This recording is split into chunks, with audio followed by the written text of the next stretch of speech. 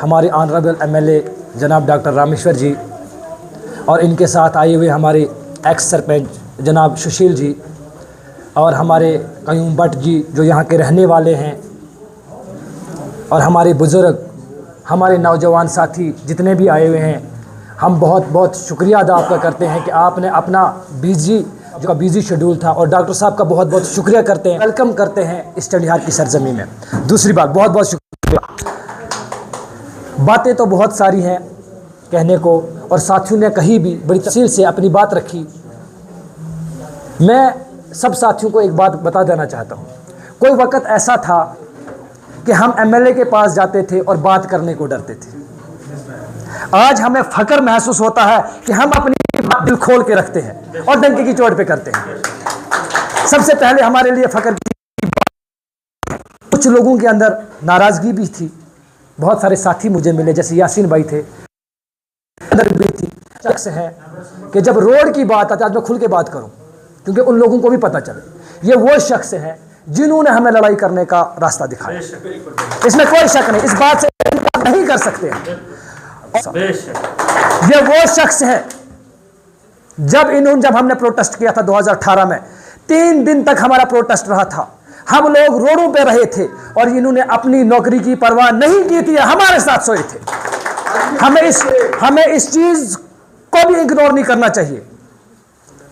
जब लोग आपस में इकट्ठे रहते हैं, एक घर में रहते हैं, तो भाइयों की लड़ाइयाँ शुरू हो जाती हैं। जब बर्तन एक जगह इकट्ठे हो जाते हैं, आवाज़ करते हैं, इसमें कोई शक नहीं है। और हम लड़ाई भी करेंगे, डंके की चोट पे करेंगे, क्योंकि लड़ाई अपनों से की जाती है। ये एमएलए वो शख्स हैं, कुछ लोग कुछ वक्त पहले कहते थे कि ये चंडिहारू डॉक्टर क्या कर सकता है। फिर आप लोगों ने बताया, आप लोग सामने आए, आप लोगों ने रात दिन नहीं देखा, आप लोग रोडों के पर सोए, आप लोगों ने अपना जेब से खर्चा किया, आप लोगों ने अपनी गाड़ियों का तेल जलाया और फिर उन जो नफरत फैलाने वाले लोग थे उनको एक जवाब दिया उस वक्त कि हम वो लोग हैं जब आगे खड़े हो जाते हैं हम पीछे हटते नहीं है। डॉक्टर साहब, हम दावा करते हैं हम उस वक्त भी आपके साथ खड़े थे और आज भी खड़े हैं और आगे भी खड़े रहेंगे। अफसोस तो है, अफसोस ये नहीं कि आपने हमारा काम नहीं किया, काम होते रहेंगे, लेकिन अफसोस इस बात का है कि आपने दोबारा यहाँ की शक्ल नहीं देखी। मुझे लगता है डॉक्टर साहब इन लोगों के नाम भी भूल गए, नहीं बता पाएंगे कुछ लोगों के नाम। मैं अभी पूछूंगा, नहीं बता पाएंगे, भूल गए हैं। लेकिन मसला रहा डेवलपमेंट का। डेवलपमेंट होती रहेगी, आज नहीं होगी तो कल होगी, कल नहीं होगी परसों और को आएगा। आपके साथ प्यार से लड़ रहे हैं और उसके साथ तकरार के साथ लड़ेंगे। यहाँ पुतले जलाए जाएंगे, यहाँ रोडों के ऊपर उतरा वायलेशन नहीं करते। हमने यहाँ मिलिटेंसी रही, हमारे वो लोग हैं यहाँ मिलिटेंसी रही। हमारे लोगों ने मारे खाई नंगे करके यहाँ लोगों को मारा गया। हम लोगों ने गने नहीं उठाए, हम अमन पसंद लोग हैं, हम देश के साथ रहने वाले लोग हैं, हम खुददार कौम हैं। ये वो पानी है जब किसी के साथ देते हैं ना, ये पीछे मुड़ के नहीं देखते। सुबह कुछ नौजवान मुझसे सवाल कर रहे थे कि आप क्यों एमएलए की साइड जा रहे हो। मैंने कहा नहीं, अपना है, हमारे बीच में रहा है, लड़ेंगे, क्यों नहीं लड़ेंगे, अपनों के साथ लड़ा जाता। हम काम नहीं लेंगे और डंके की चोट पे लेंगे। एमएलए साहब, आपको याद होगा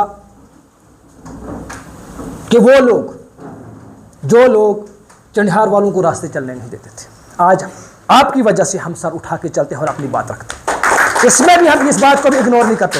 यहाँ रोजाना हमारे खिलाफ बन्नी के अंदर प्रदर्शन किए जाते। स्कूल का हाल आप लोगों ने देखा होगा, मुझे आज भी याद है।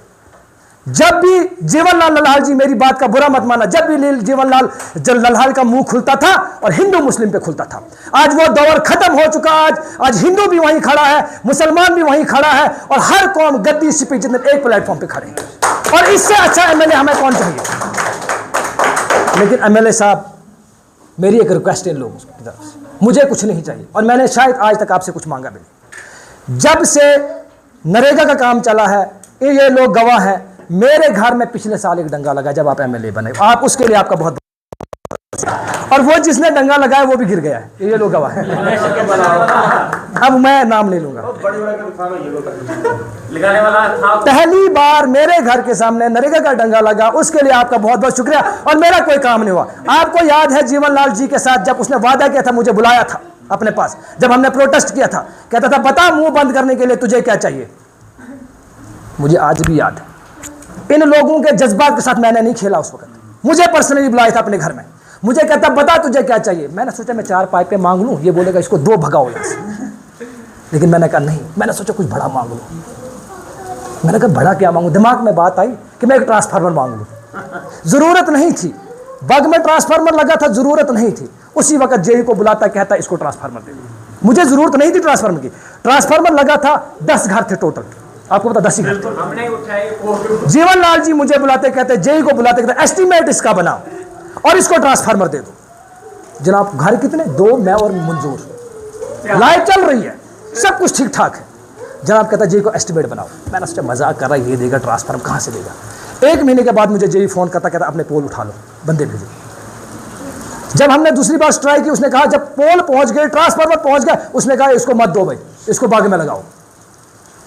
जब हमने दोबारा प्रोटेस्ट, इसने कहा कि ये काम लेकर के, ट्रांसफार्मर लेकर के ये चुप हो जाएगा। लेकिन हम चुप नहीं रहे, हम लड़ते रहे, हम लड़ते रहे। ये वो कौम है, ये चंडियार वाले वो हैं, ये आज भी आपके साथ थे और कल भी आपके साथ रहेंगे। लेकिन आपसे एक बहुत बड़ा गुजारिश है, जो आप ये बता रहे हो रोड का कि बनता रोड, पीएमजीएसवाई में गाइडलाइन है कि इतनी पॉपुलेशन होनी चाहिए, तो वो बांजल में कहाँ से पॉपुलेशन पूरी करेंगे?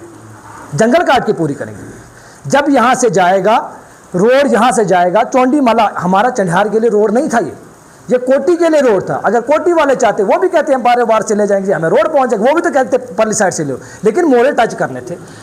गलती हम नहीं कहते कि बांजल वालों को रोड, बांजल वालों को रोड दो, अगर आप चाहते तो उसमें बाढ़ से दे दो उनको, बड़ा सा प्रोजेक्ट बना के। अब ये आया अगर है, इस वजह से टूरिज्म जब यहाँ पे बढ़ेगा, हमारे जो बेरोजगार नौजवान है, जो नशे में मुब्तला है, जो नशे में मुब्तला है, उनको रोजगार मिलेगा। जब टूरिस्ट यहाँ से जाएगा, हमारा नौजवान एक बैग उठाएगा और शाम को 1000 रुपए कमा के लाएगा, उसमें उनको क्या तकलीफ है? और उनको भी रोजगार लगेगा उस रोड से। अगर वो वहाँ से गेरा से लेके जाएंगे, क्या टूरिस्ट वहाँ पे वो देखने के लिए जाएंगे, ढांग देखने के लिए जाएंगे, जंगल देखने के लिए जाएंगे। दूसरी चीज़ ये है कि अगर यहाँ से जाएगा, पॉपुलेशन भी पूरी होगी, उनको रोड भी पहुँचेगा। अगर वो चाहते हैं कि हमें अलग से रोड मिले, हमें कोई नहीं, तो नबार्ड में कोई स्कीम रख के या नबार्ड में या कपेक्स में रख के उनको रोड दे सकते हो आप। पहला पॉइंट रहा है। दूसरी चीज़, एमएलए साहब जब यहाँ पे थे, आप सुना बात को, अगर बात को सुनना चाहते हो, अगर बात को सुनना चाहते सुनो। जब आप यहाँ पे थे, सबसे बड़े अगर किसी कौम को पीछे करना तो सबसे पहले उसकी एजुकेशन को ख़त्म करो, और वो यहाँ पे हो रहा है, इसमें कोई शक नहीं है।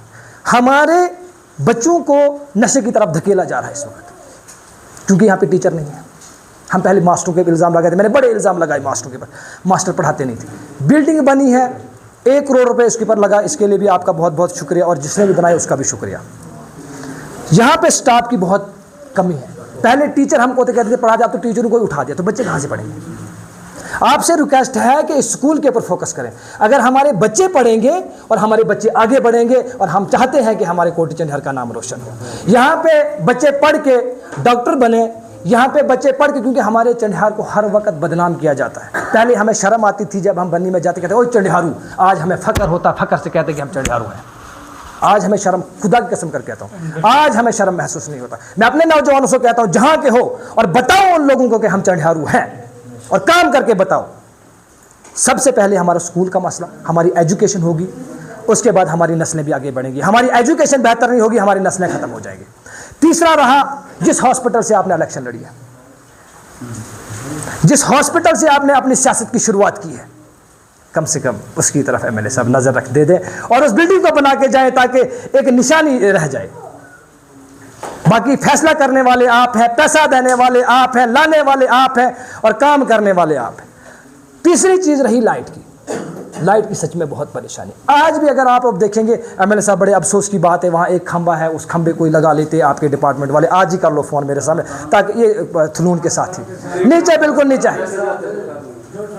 एमएलए साहब, उनको एक बहुत सारे पोल पड़े, नहीं तो हमारे लोग जाएंगे, आपको पता है पहले भी काम करते थे हम, ऐसे भी तो बदनाम है। हम वहाँ से जाएंगे, 2-4 नौजवान जाएंगे, हम पोल लाएंगे, हम खुद लगा लेंगे। ये लोग खुद काम करने वाले लोग हैं। बनी के अंदर कहीं लाइट नहीं होती थी, ये लोग खुद काम करते थे, और चंडियार के अंदर लाइट होती। वो किसी लाइनमैन का कमाल नहीं था, वो किसी लीडर का कमाल नहीं था, ये लोग खुद मेहनत करते थे, ये लोग खुद मेहनत करते थे। तीसरा मसला रहा हमारा पानी का। पानी का तो मैं भी शिकार हूँ, लेकिन बताऊँ क्या, पाइपें पड़ी हैं यहाँ पे। आजकल टेंडर भी लग रहे हैं शासकीय के तहत, रिपेयर के लिए जितना हो सके करोड़ 1.5 करोड़ रुपए अगर चंडिहार के लिए आप रख लोगे, JJM का पैसा तो आएगा नहीं, वो तो खत्म हो गया। और मैंने आपसे रिक्वेस्ट भी की थी, अगर आप एक लेटर लिख जाते तो मेरी जिंदगी में मैं कभी भी सुसाइड कर सकता हूँ, यकीनन बोल कहता हूँ, देखिए हकीकत कहता हूँ मैं। तो पानी का मसला ये है कि आजकल परमानेंट रेस्टोरेशन के टेंडर लग रहे हैं। अगर आप चाहें तो इन लोगों का पानी रिस्टोर हो जाए, ताकि ये इसी चीज़ की नाराज़गी है, बाकी कोई काम नहीं चाहते। हमारी एजुकेशन बेहतर हो, हमारा हेल्थ बेहतर हो और हमारा टूरिज्म बढ़े, बाकी कुछ नहीं चाहिए। अगर एमएलए साहब आप करके जाएंगे, इसके बाद ना कोई एमएलए आएगा, ना करेगा, ना ही कोई करने वाला है। हमें आपके साथ ये उम्मीदें जुड़ी है, ये काम है। बहुत बहुत शुक्रिया, धन्यवाद। अगर मैंने कुछ गलत बोला तो उसके लिए माफ़ी चाहता हूँ, माजरत चाहता हूँ।